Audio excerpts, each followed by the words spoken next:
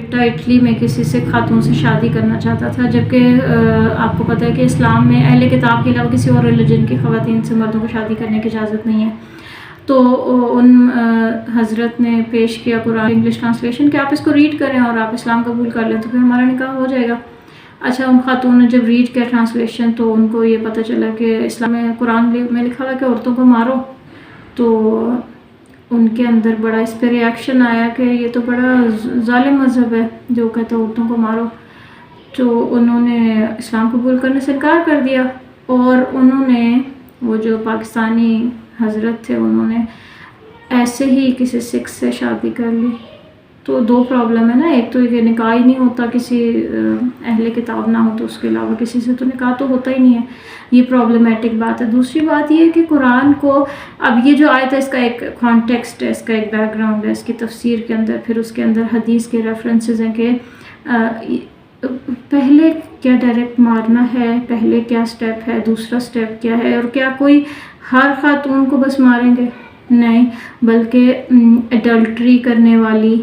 تو اس طرح سے اس کا ایک بیک گراؤنڈ ہے، کانٹیکسٹ ہے. اور ڈائریکٹ مار پہ آ جانا ہے، کیا اسلام ڈومیسٹک وائلنس کو پروموٹ کر رہا ہے؟ ایسا تو نہیں ہے.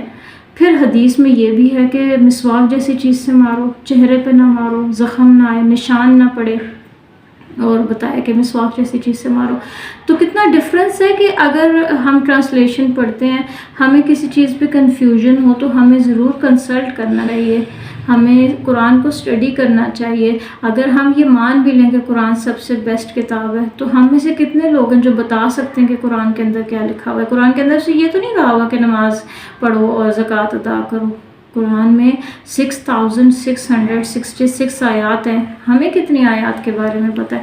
ہم کتنا اچھا قرآن کو ڈیفینڈ کرتے ہیں، اتنے مقدمے لڑتے ہیں، بلاسفیمی کے کیسز ہوتے ہیں، 10 چیزیں ہوتی ہیں جس پہ ہم بات کرتے ہیں.